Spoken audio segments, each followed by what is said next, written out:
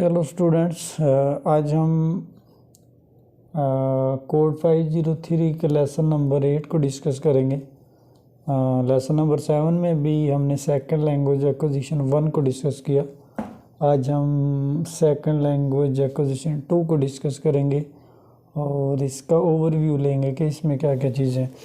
First जो topic इसमें inter language in context कहता है जी, the basic premises of social linguistic based second language research is that second language data does not represent a static phenomenon.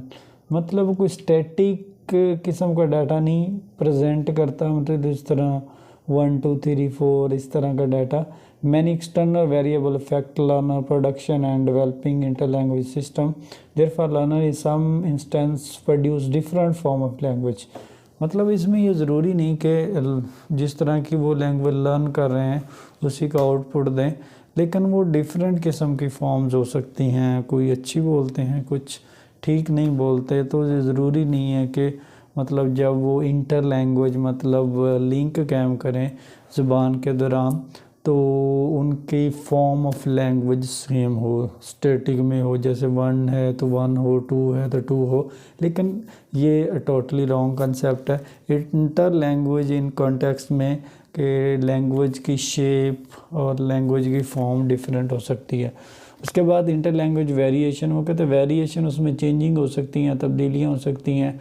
कहता जी inter seem to exhibit more variability than native language. कहते हैं इसमें बहुत सारी वेरिएशंस हो सकती हैं, चेंजिंग हो सकती है, स्टैटिक नहीं होता, वेरिएबल होता है। वेरिएबल होता है कोई किसी चीज़ का वक्त के साथ चेंज होना, स्टैटिक होता है जो सेम रहना, चेंज ना होना। वेरिएबल मतलब चीज़ का बदल जाना वक्त के साथ ना, तो हम इसको कहते हैं वेरिएशन, मतलब उसमें तब्दीलियाँ आती रहती हैं।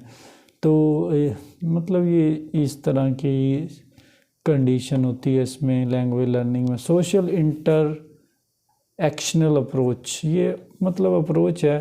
पता है जी, लर्निंग इज़ एन आर्ट है इंट्रा साइकोलॉजी के person, it is not situated entirely on in an individual cognition, rather it is a link का सोशल एंड लोकल एक्योलॉजी। कहता है कि इसका इन्हिसार जस्ट एक चीज़ पे नहीं होता, एक बंदे पे नहीं होता, बल्कि सोशल पूरी सोसाइटी पे होता है, पूरे मुआशरे पे होता है जो इसको लर्न कर रहे होते हैं। इसका और मुआशरे का इंटरेक्शन होता है, लिंक होता है। Code can't be understand and isolated phenomenon outside it's social context. मतलब इसमें सोशल होना बहुत ज़रूरी है। ये ज़रूरी नहीं कि बंदा एक ही चीज़ पे काम करे और एक ही परफेक्ट हो। इसमें आपका मुआशरा होना ज़रूरी है, आपका लोगों के साथ इंटरेक्शन होना ज़रूरी है माशरती तौर पे, सोशली तौर पे। और जब आपका लिंक होगा तो तब आपकी अप्रोच सक्सेसफुल होगी, इंडिविजुअल कुछ भी नहीं होगा। उसके बाद इंटर लैंग्वेज प्रैग्मेटिक्स, कहता है जी प्रैग्मेटिक नॉलेज हो सकता है। It deal with both acquisition and use of second language. Pragmatic knowledge in learning and on must learn more than just the pronunciation, the lexical atoms and the appropriate word or the order. One must also learn the appropriate way to use those words and sentences in language. उसमें ये कहना चाह रहा है कि जो appropriate words use करने चाहिए सेंटेंस में सेकंड लैंग्वेज में, मतलब प्रैग्मेटिक लफ्ज़ ठीक होने चाहिए, उनका यूज़ होना चाहिए, सेंटेंस स्ट्रक्चर ठीक होना चाहिए और प्रोनंसिएशन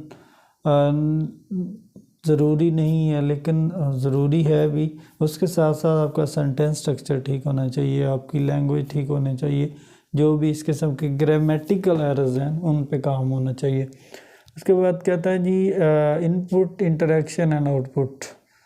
कहता है जी इनपुट जब आप देंगे तो आउटपुट तो होगा, तो ये तब पॉसिबल होगा जब आपका इनपुट ठीक होगा। मतलब अगर आप कोई चीज़ इनपुट में ठीक लिखेंगे डेफिनेटली उसका आउटपुट आपको क्लियर मिलेगा। अगर आप रॉन्ग लिखेंगे डेफिनेटली आपको आउटपुट भी रॉन्ग मिलेगा। तो ये चीज़ आपने माइंड में रखनी है। उसके बाद है क्वेश्चंस इनपुट्स हिपोथेसिस। हिपोथेसिस होते हैं कि exposure to comprehensible input in both necessary and sufficient second language learning to take place.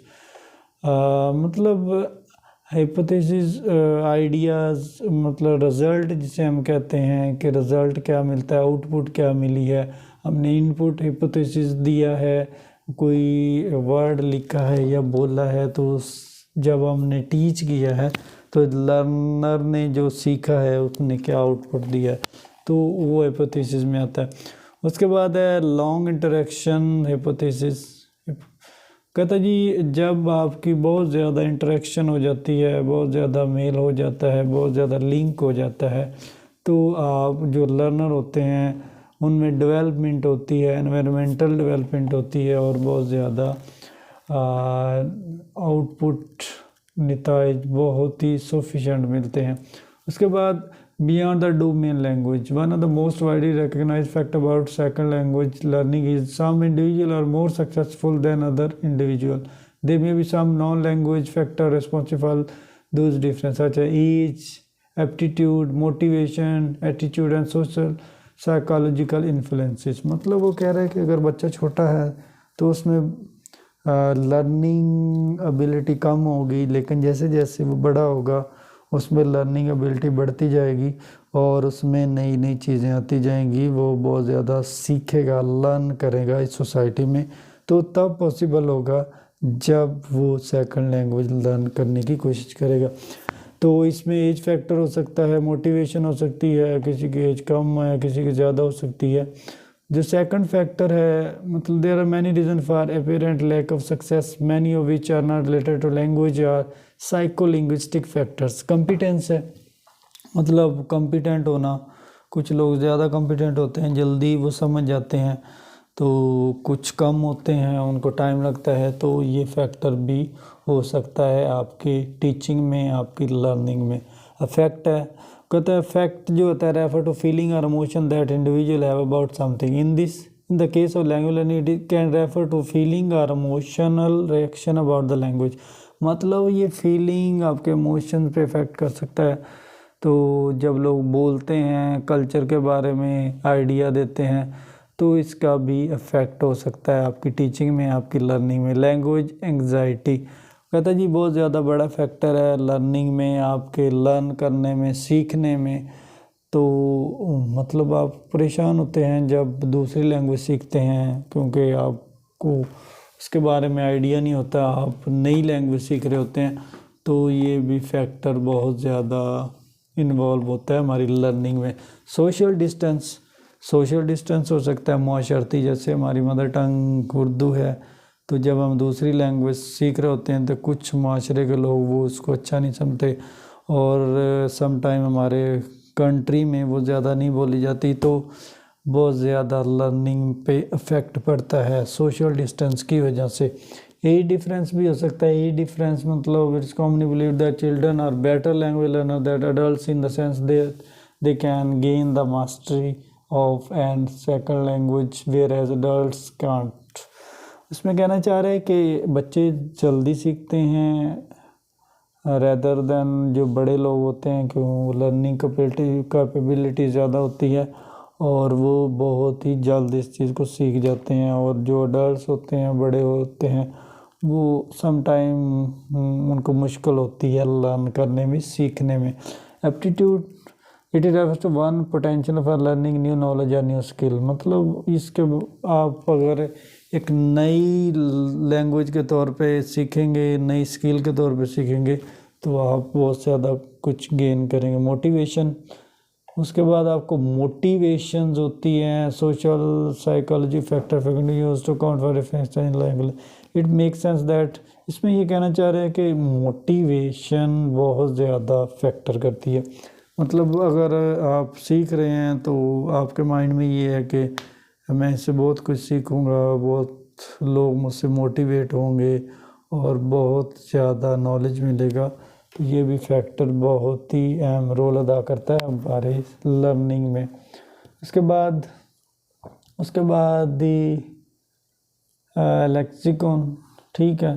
कहते हैं मोस्ट कंपोनेंट, जो कंपोनेंट्स में से एक कंपोनेंट है, कहता है जी vocabulary are at most serious मतलब इसमें वोकैबलरी हो सकती, एरर्स हो सकते हैं और बहुत से ज़्यादा फैक्टर्स इन्वॉल्व हो सकते। Receptive knowledge includes recognise the word in writing orally, knowing the general meaning, knowing that is made up for the component parts। मतलब इसमें कहना चाह रहा है कि राइटिंग एबिलिटी को जानना, ज़बानी लिखना और ये सारी चीज़ें। तो उसके बाद नॉलेज एंड कंट्रोल कहता है इन विच वी लैंग्वेज सिस्टम में represented in the mind of learner. कहता है जी नॉलेज इज़ डिफाइन कि आपके माइंड में एक ऐसा स्केच होना चाहिए कि आप लर्न कर रहे हैं, सीख रहे हैं, तो तब भी आप सीख सकते हैं। ब्रीदथ एंड डेप्थ मतलब इसमें कहना चाह रहे हैं कि नंबर ऑफ लर्नर्स, डेप्थ में जाके वोकैबलरी सीखना, ये भी हमारी ज़िंदगी में बहुत अहम फैक्टर है। Integrated view of second language acquisition, there are several approaches to acquisition which are crucial in dealing with the part of what happening in learning a second language. However, none of them alone is able to account for the total picture. The learning of a language is a multifaceted endeavor. One must consider what is learned and what is not learned. The learner must focus on 5 stages to convert input to output. मतलब इन तमाम stages के बारे में उसको idea होना चाहिए अगर वो एक न्यू लर्नर है या सीख रहा है। एप्रीसीव्ड इनपुट, जो फर्स्ट स्टेज है यूटिलाइजेशन इज कॉल्ड, कहता जी स्टेज इनपुट यूटिलाइजेशन की जो स्टेज होती है उसको एप्रीसीव्ड इनपुट कहते हैं। एप्रिसिएशन जिसे हम कहते हैं process understanding by which newly observe quality of an object are related to past experience. इसमें मतलब ये है कि आपकी क्वालिटी शो होती है, एप्रिसिएशन होती है, मुख्तलिफ आउटपुट मिलता है, इनपुट मिलता है और बहुत सारी चीज़ें इन्वॉल्व होती। कंप्रीहेंड इनपुट मतलब समझना। There are 2 difference between notion and comprehend input and that of comprehensible input. कहते हैं जी comprehensible input is control by person providing input where comprehended input learner control. कहते हैं जी कंप्रीहेंसिबल जो लोग बता रहे होते हैं, इनपुट दे रहे होते हैं, उन पर डिपेंड करता है, और जो कंप्रीहेंडेड है वो इनपुट जिसका जो कंट्रोल है वो लर्नर के पास होता है। मतलब जो बता रहे होते हैं, इनपुट दे रहे होते हैं और कुछ लोग ले रहे। Intake it is the process of assimilating language material, the mental activity the material between input and grammar. Intake मतलब ग्रामर एक्टिविटी, उसके बाद डिफरेंस एप्रिसेप्शंस और कंप्रीहेंशन लेटर टू नेसेसरी। मतलब इसमें भी इनटेक करता है, संबल करता है, मुख्तलिफ मटेरियल को इकट्ठा करता है।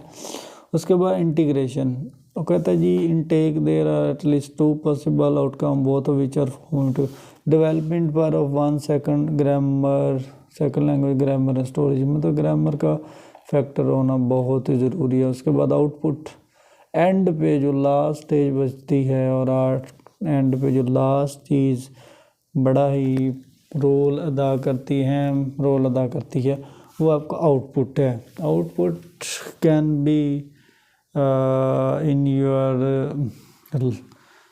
योर आउटपुट, मतलब आप कह सकते हैं कि आउटपुट ये शो करेगा कि आपने लैंग्वेज को कहाँ तक लर्न किया है, आपने उस पर कहाँ तक ग्रिप हासिल की है और कहाँ तक आपने उस पर काम किया है और आपको कहाँ तक उसकी समझ आई है सेकंड लैंग्वेज की। तो ये था सेकंड लैंग्वेज एक्विजिशन 2। इसमें हमने डिफरेंट फैक्टर्स देखे, डिफरेंट पॉइंट्स देखे।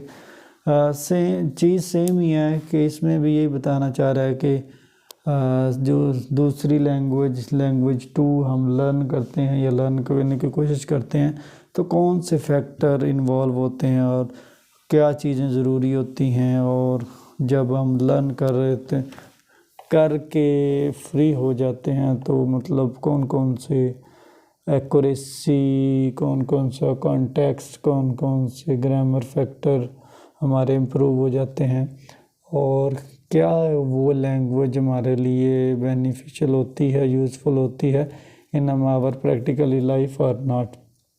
तो इस दोनों टॉपिक्स में लेसन 7 और 8 में इसने लैंग्वेज लर्निंग एक्विजिशन मतलब लैंग्वेज को हम सीखते कैसे हैं। ये हमारी लैंग्वेज की बात नहीं हो रही है, लैंग्वेज 2 की बात हो रही है। सेकंड लैंग्वेज मतलब हम इंग्लिश की बात कर रहे हैं कि इंग्लिश को लर्न कैसे किया जाता है, सीखा कैसे जाता है, ग्रामर का यूज़ कैसे किया जाता है और कौन कौन से फैक्टर्स होते हैं और क्या चीज़ हमारे माइंड में आती है जब हम सीख रहे होते हैं, कौन कौन सी हर्डल्स प्रॉब्लम्स हमारी लाइफ में आती हैं, हमारे माइंड में आती है जब हम लर्न कर रहे होते हैं। तो ये सारी चीज़ें बहुत ही इम्पोर्टेंट रोल अदा करती हैं आपके लर्निंग में।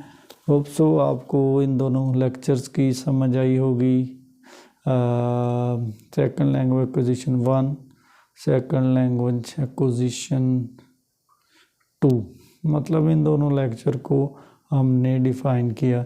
तो इस दोनों में सेम ही चीज़ डिस्कस की गई है, जो ये है कि हम second language, non native language, English language को लर्न कैसे कर सकते हैं और जो शॉर्ट कमिंग या जो हर्डल्स, डिफ़िकल्टीज, जो कन्फ्यूजन हमारे माइंड में आती हैं, तो कौन कौन से फैक्टर्स आ सकते हैं और कौन कौन सी अप्रोचेस को माइंड में रख सकते हैं, कौन कौन से फार्मूलाज को माइंड में रख सकते हैं, कौन कौन सी वैरायटीज़ हमारे माइंड में आती है और ये तमाम चीज़ें